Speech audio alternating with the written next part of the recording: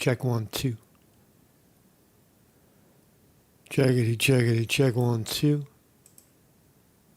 And we're live. Kick it.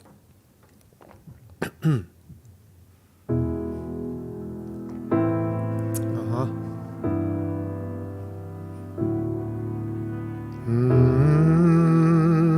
Yo, yeah, yeah.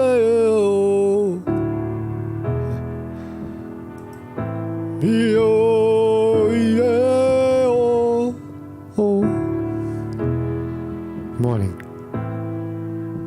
Yo, yeah, yo. Never find your soul, and never find glory to it. Kick it. Never find your soul, Dee-di-dee-di-dee-do. and deep inside my hopes, I see your soul, hear your Uh-huh. voice. Never La, find la, your la, soul, la, la, la.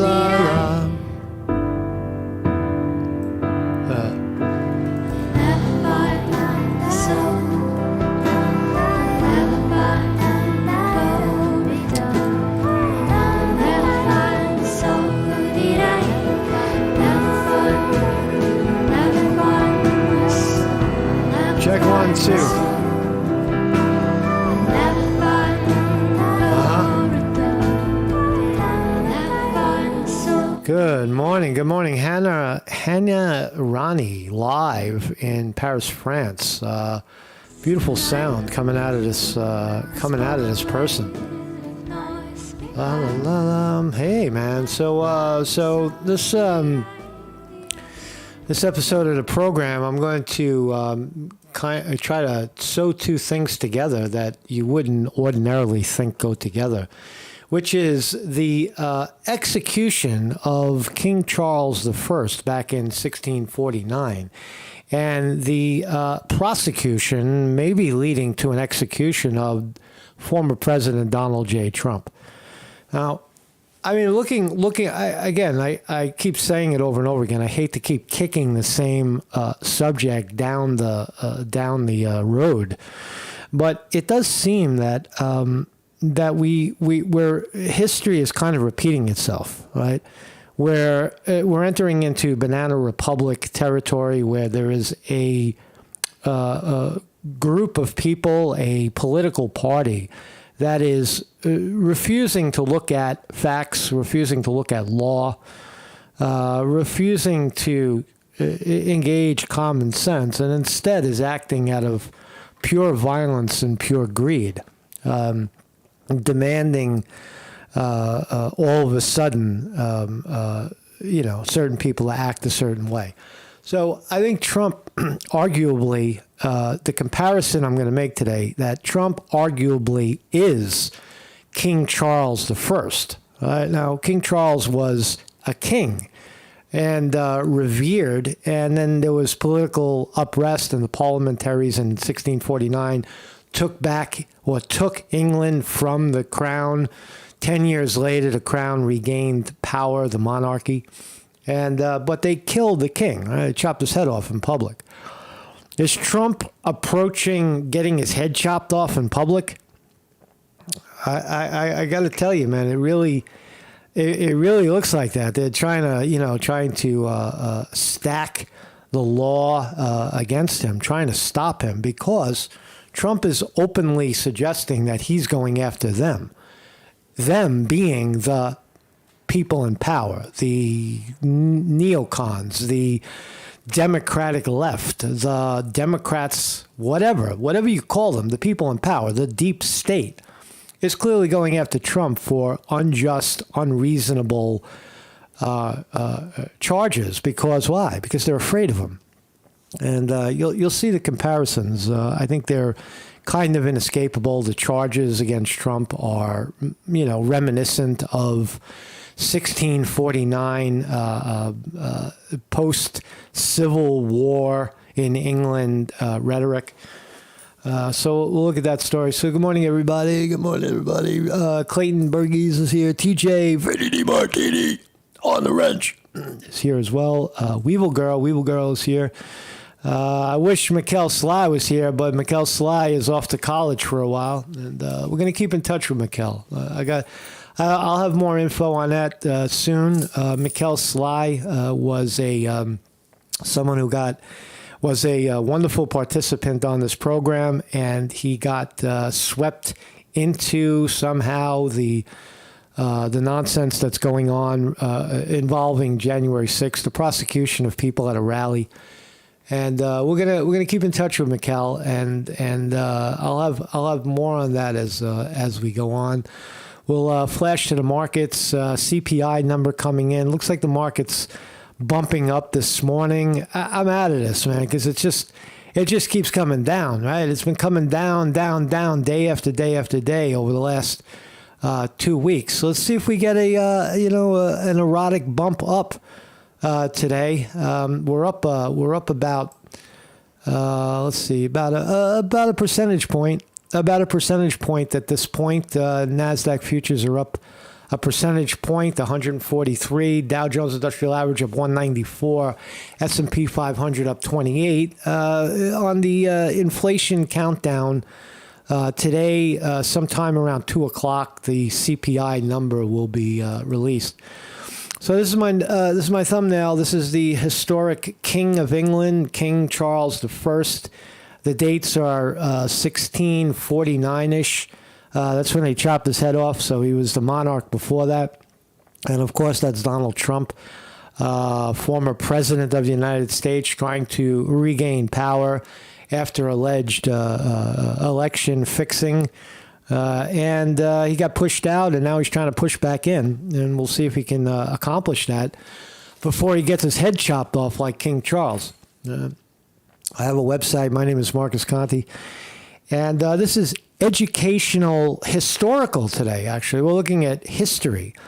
And it's all philosophical. There's no politics here. It's just a simple looking at current events and how they may resemble past performance.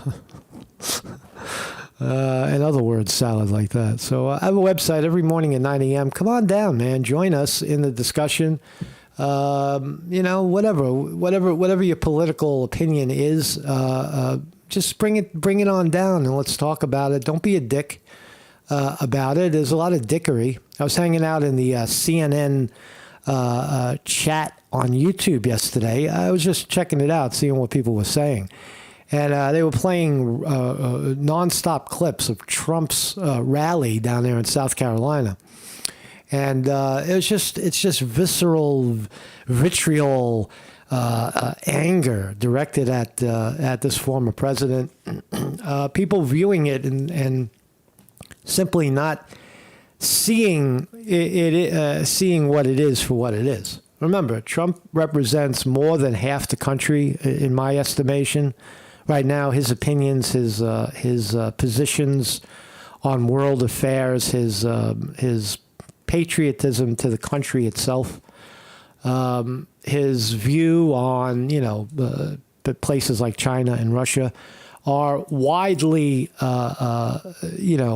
his opinions are widely embraced by I believe more than half the country. So you can't dispute that. That is indisputable, no matter how much you try to spin it or the next step is no matter what you say in the media, he goes up in popularity.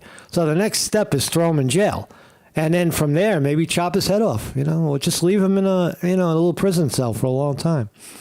Are the Democrats, once upon a time, I would say that the Democrats were crazy to think that they could imprison a former president for nothing. But now I believe that it is possible that they could go to this extreme, and it could be 10, 15, 20 years later before anybody realizes how horrific and how obscene what they're doing is. Just like King Charles, it took about 11 years before England came back to its senses and push Parliament out and return to the British monarchy. So So we'll look at that. And I'm not here. I know there's a lot of people on the other side of the pond from England that say the monarchy is garbage and it should have been abolished years ago.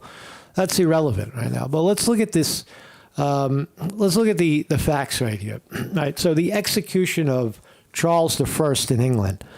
If you don't know what this is about, I learned it when I was following the coronation, actually the funeral of Queen Elizabeth. They had talked about an executed king. And I was like, really? They chopped his head off? And then they found the body. It was buried in Westminster Abbey, down in the ground in the royal tomb. It was buried underneath the cathedral, the body, unmarked grave. They just stuck it in there. And they found, years later, they opened up the box and they realized it was the beheaded king, who was, laid to rest in the royal tomb. But King Charles, the execution of Charles I by beheading occurred Tuesday, the 30th of January in 1649 outside the banquet house at Whitehall. The execution was the culmination of political and military conflicts between the royalists and the parliamentarians. Two arguably political parties. The royalists were government. They were the law of the land, the kingdom of England.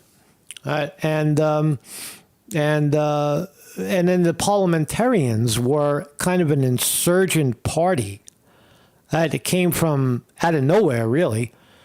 So on Saturday, the 27th of January, 1649, the Parliamentary High Court of Justice had declared Charles guilty of attempting to, quote, listen to what they tried Charles for, uphold himself an unlimited and tyrannic power to rule according to his will and to overthrow the rights and liberties of the people.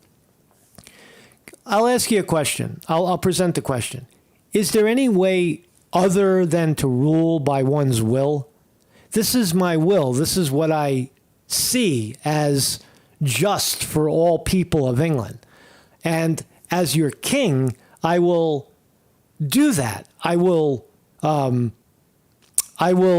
rule according to my will, right? For the people. But they accused him of overthrow the rights and liberties of the people. Let me read it one more time. Quote, he attempted to uphold himself as an unlimited and tyrannic power to rule according to his will and to overthrow the rights and liberties of the people.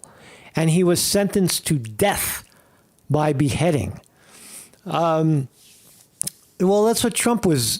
Trump has been accused of being a tyrannic power, ruling by his own will, upholding himself as having unlimited power, which he really doesn't.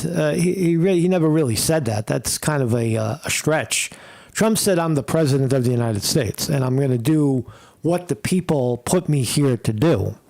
So striking resemblances, very, very low in specifics as to why. So here's a video. Let's watch the movie Cromwell. Charles Stuart, King of England, you stand before this court charged with high treason, in that being admitted King of England and therein entrusted with power to govern according to the laws of the land, right. You did out of wickedness of design erect and uphold in yourself an unlimited and tyrannical power to rule according to your will and to overthrow the rights and liberties of the people, and that you did traitorously and maliciously levy a cruel war against Parliament and the people, and are therefore guilty of all the treasons, rapings, burnings, spoils, desolations, damages, and mischiefs to the nation committed in the said war. He's guilty of everything. Charles is guilty of everything that we hate. Thus, on prior to post-Civil War. behalf of the people of England, this court impeaches you as a tyrant, traitor, murderer, and public enemy to the Commonwealth of England. Yeah. Silence! Sir, you have heard the charges against you. What do you have to The court say? expects an answer. First, I would know by what authority, I mean lawful authority, I am brought here and carried from place to place, and I know not what, and by what authority you presume to sit in judgment on me. Remember, I am your lawful king. Think well upon it. I have a trust committed to me by God, by old and lawful descent. Therefore, let me know by what authority I am brought here, and I shall answer. It is not for the prisoner to question the court. See how the roles reverse. He's not, because according to the aggressors, he's a prisoner. He's not the leader. Right? Diminish him. That's the same thing they're doing to Trump, right? Don't call him president. He's Mr. Trump, or now he's defendant Trump, soon to be inmate Trump. I am no ordinary prisoner, sir. I am the king. Answer, sir. The court demands an answer. Then I refuse an answer. Sir, you are before a court of justice. Well, Right. So the court of justice, our court of justice, right, is over. It's funny, right? You see how this shit turns, right? He's in power. Whatever he did, people in the chat are saying William R. Hall says Charles hired Irish soldiers to attack Scottish protesters and dissolve Parliament when they objected. And this is true. This is a true statement. He did organize in Ireland because Parliament was becoming very powerful right under his nose. But whatever the details are, I mean, those are the actions of a civil war, right? But he's still the king, right? Obama dropped how many bombs on fucking the rest of the world? Right? Obama bombed more people than anybody, any sitting president alive, right, or dead. well, sir. I see that I am before a power. The court will keep silent. Mr. Solicitor General, are your witnesses prepared? They are, my lord. Then let them be brought forth. Call Sir Edward Hyde. I did. Hold on a second. Edward Hyde. Just play a little more of it, and then I'll move on. And you saw the king and his wife alone in their chambers. You can call this guy right here. This is Jack Smith. Jack Smith. Right? Jack Smith is reading the charges. With this Catholic Archbishop. This could be Adam Schiff, or it could be Hillary Clinton. Nuccini. I did. And what did you assume was the purpose of this meeting?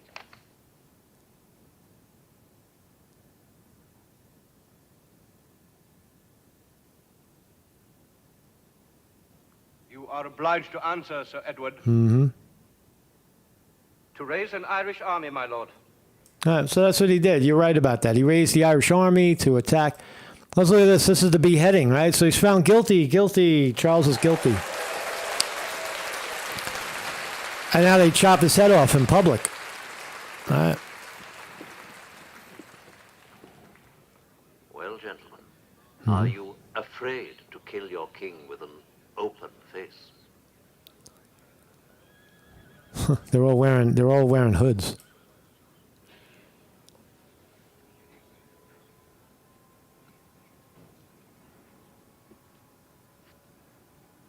I will not delay you long, This is Trump rally, South Carolina. Trump rally.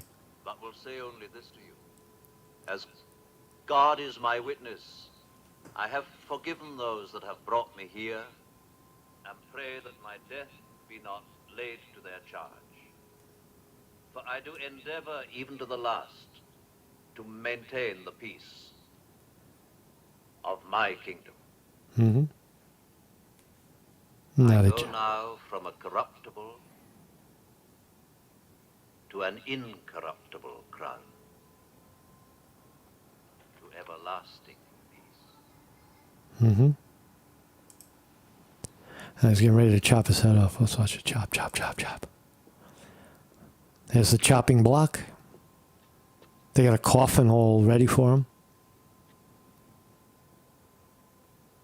Permit me, sir, that I may pray a while before the blood.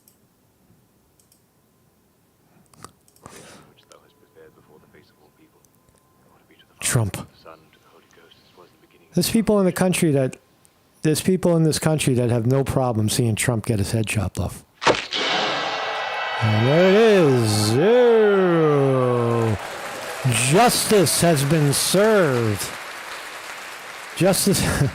William R. Hall says that's the best Trump rally ever. So there you have it. That's the background on King Charles I.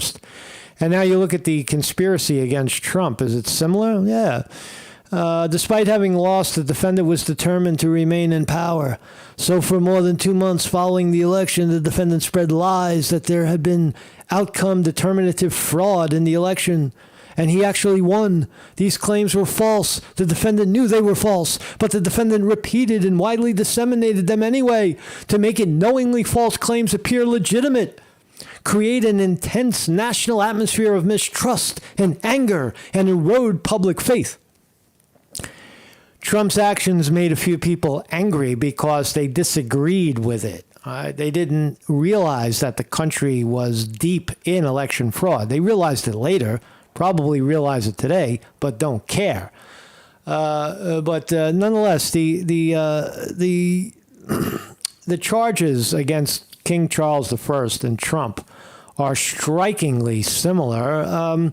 If that isn't enough, you remember the Mueller report? The Mueller report, during the 2016 campaign, the media raised questions about a possible connection between the Trump campaign and Russia. Now we're about 6 or 7 years away from this 2016 garbage. And what happened? Did Russia really invade the fucking country and hack the elections? And was Trump in bed with the Russians?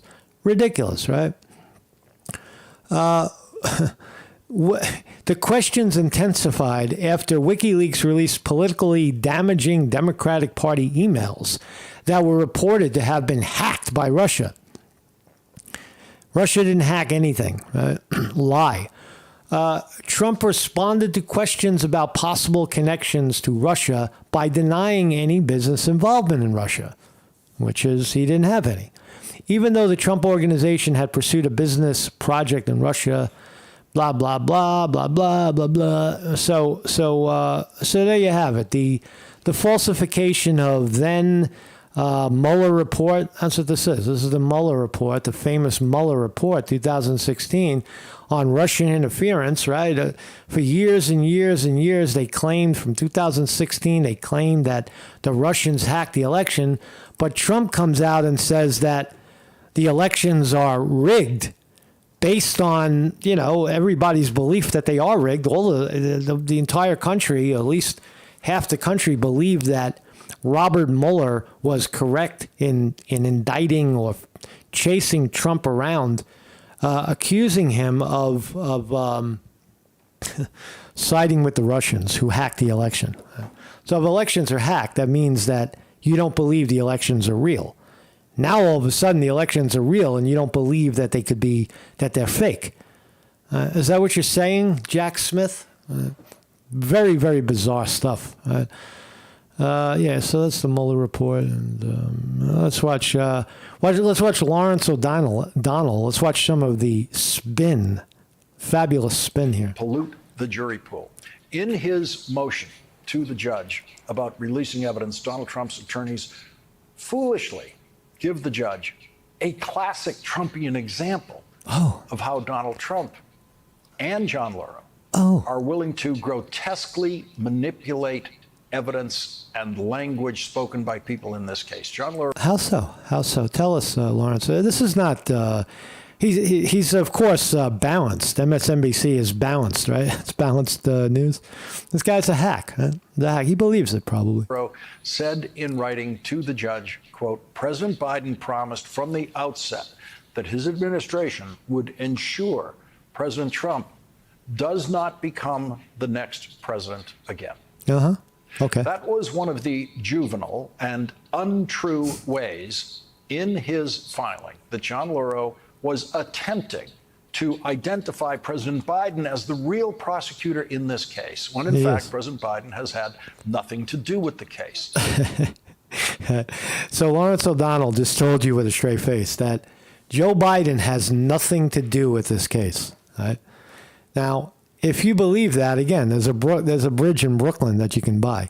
Lawrence O'Donnell on MSNBC is telling you that Joe Biden has nothing to do with any of these three cases, that the upcoming election has nothing to do with Trump being prosecuted all of a sudden, the leader of the Republican Party. That's what he just said. Man. That's what he's telling people.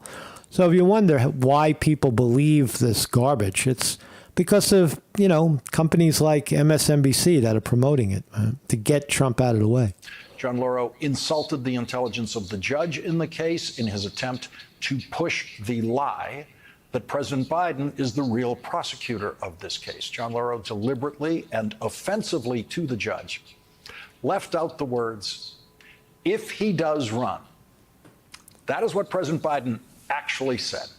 If he does run, President Biden will make sure that Donald Trump does not become the next president. All right, so he did say it.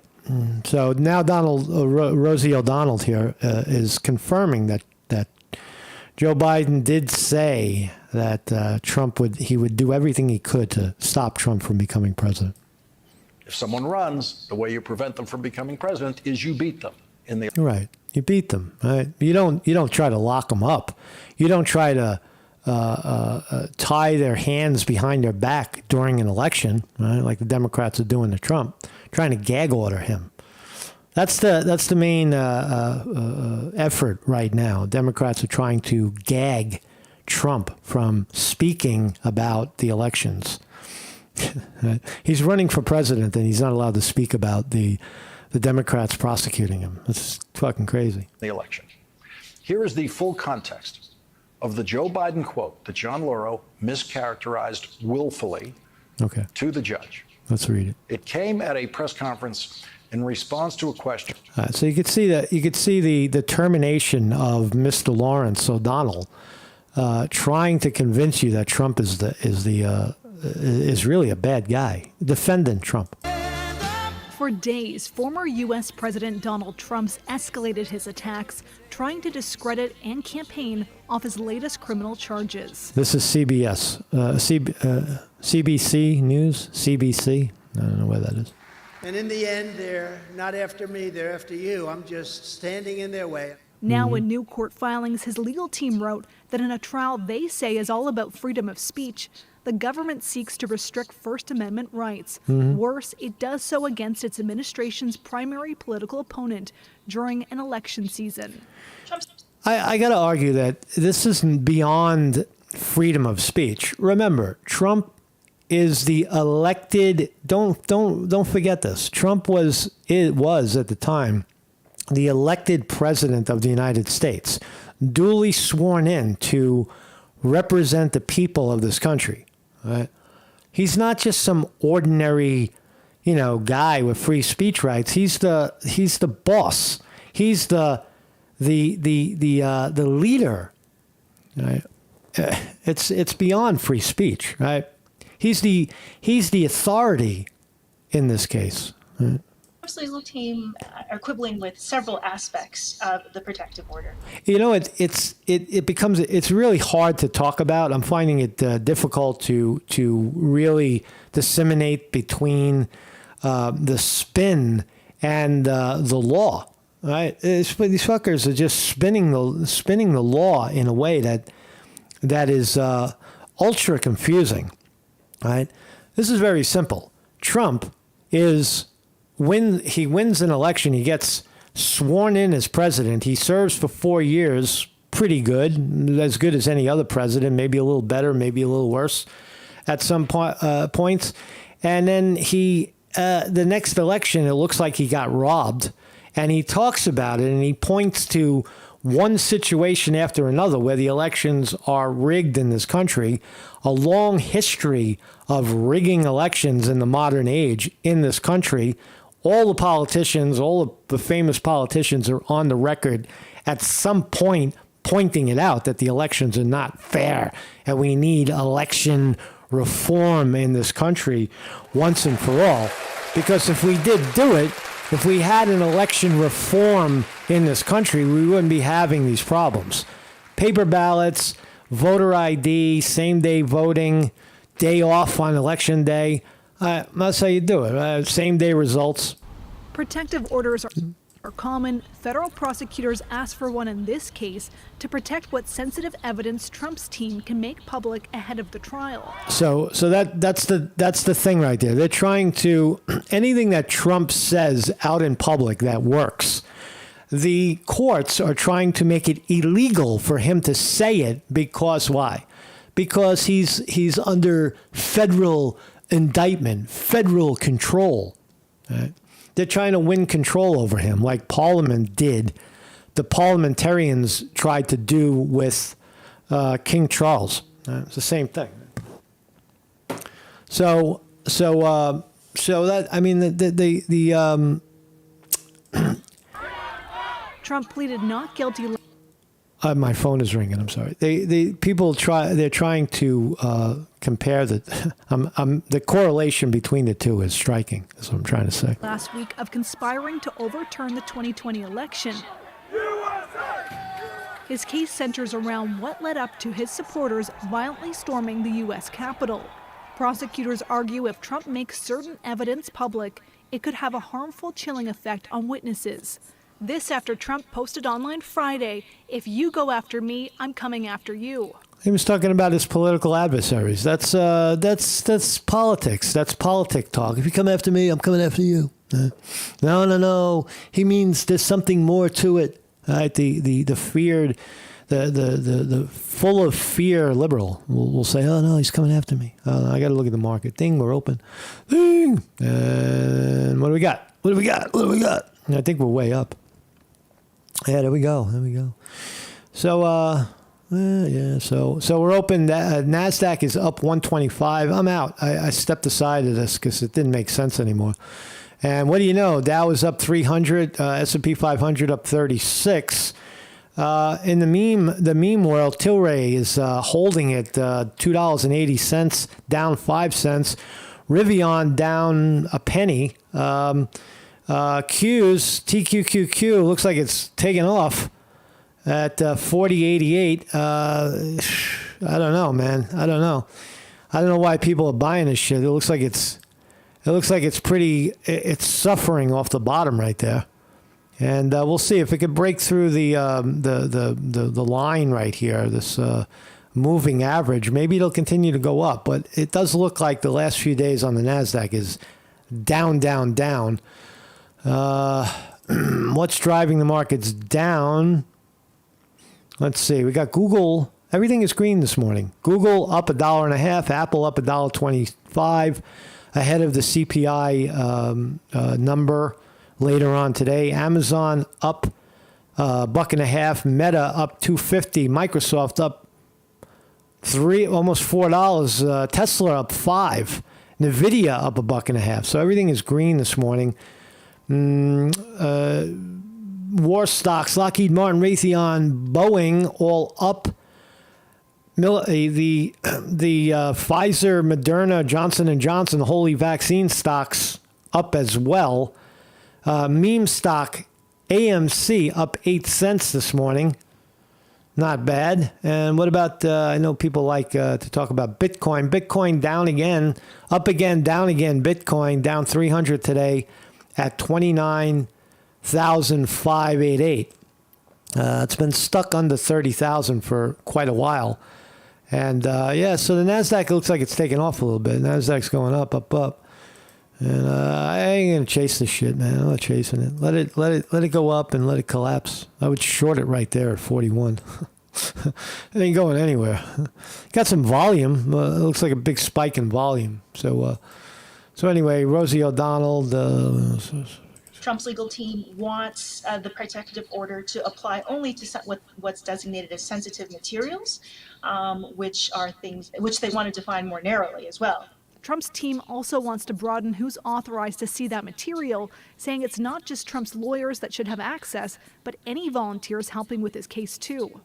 It's really the first of what I expect will be many skirmishes about whether this case is going to get bogged down or whether it's going to be moved along. Cheeseburger says Bud Light selling to Tilray. Not Bud Light, but Anheuser-Busch sold a bunch of brands. I'm not sure which ones they are. I don't think it's Bud Light. But Anheuser-Busch dumped a bunch of beer brands on Tilray, TLRY, the meme stock. And Tilray bought them for $85 million in cash. That's why Tilray went up. And I don't know if it's going up today. Right now we're down 7 cents, but you could see the giant spike. I'll show you the spike. Spike. I got hosed on this one. TQQQ. I really did. I got hosed. Tilray brands are down 8 cents at the moment. You can see this giant spike from $2.20 one day. It went in the same day. It went up to $3.04. That's like a 35% bump on the Anheuser-Busch acquisition. Usually, when a company buys another company for cash, the buyer's stock tends to go down, and the ones bought tend to go up. In the case of Tilray, the opposite happened. But anyway, let's look at this more of this spin. Expeditiously. All right, so you see the spin going on. This is an interesting catch. Watch this. CBS is telling the people. Listen to the report. Listen to this one. The federal judge overseeing the January 6th case against Donald Trump has scheduled a hearing for Friday. This is over a protective order that limits what the former president can see. Attacks special counsel. You see how they chopped it? Jack Smith. See how they chopped it? Listen to it again. That can limit, they're telling the people that the judges are trying to limit what Trump can say. That's a violation of free speech, obviously. And watch how CBS, they basically edit their own or censor their own clip. Listen to the guy again and watch when it falls out. Watch. The federal judge overseeing the January 6th case against Donald Trump has scheduled a hearing for Friday. This is over a protective order that limits what the former president can see. Attacks special counsel Jack Smith spoke about his mounting legal issues. They chopped their own clip because they said that the indictment limits what Trump can say, right? They call him deranged Jack Smith. He's deranged. It's horrible. You get it. These guys are crazy, man. Let's listen to this woman. And just minutes before the deadline today, former President Trump's legal team has now responded to the special counsel's motion for a protective order over the discovery evidence. This is the parliamentarians. They're coming after Trump. Parliamentarians. Trump is royalty, and they're going to chop his head off. I'm telling you, they're going to get him. They're coming at him with such intensity that it's likely to explode into, a bunch of liberals standing around ready to chop off Trump's head. And 10, 15, 20 years later, the country sees it for what it is. Right? Half the country sees it now, but the other half doesn't see it. In the case against him for allegedly seeking to overturn the 2020 election. His team arguing for more narrow limits that they say would protect sensitive materials while ensuring his rights to free speech. Free speech, remember that? Today's deadline was for Donald Trump and his legal team to respond to a request from prosecutors that seeks to block the former president from commenting publicly on evidence shared with him in the election interference case. Special counsel Jack Smith asking for a protective order after Trump released a post on... A protective order? You're supposed to... protective orders are issued for the defendant, not for the government. Jack Smith he's asking for a protective order. There's no precedence for that. On Friday that appeared to promise revenge, saying, if you go after me, I'm coming after you. So you see how the media is just lining up to get Trump. They just can't. They can't let it go, man. They can't let it go. Trump's the leader of the Republican Party. They're going to get him. So anyway, thank you all for joining me. Maybe the Democratic Party and the transvestite community and all the crazies need to learn how to deal with their anger. Let's listen to Thich Nhat Hanh, the great guru, describe how do you deal with anger. In Plum Village, we learn how to deal with our anger, how to take care of our anger.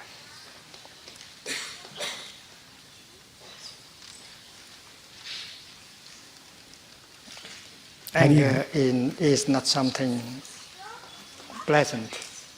All right. So the liberals are extremely angry right now. All right.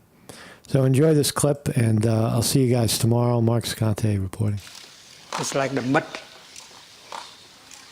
But without the mud, you cannot grow lotus flowers. So the mud is useful somehow. So your anger is useful somehow. So maybe you should not get it out. You should not throw it away.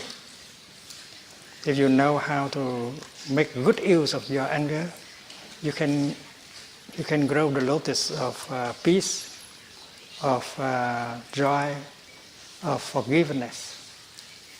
And this is a very deep teaching in Plum Village. We have been learning about this. Anger comes up, not from the outside, but from the inside. Because we do not understand, and that is why we cannot love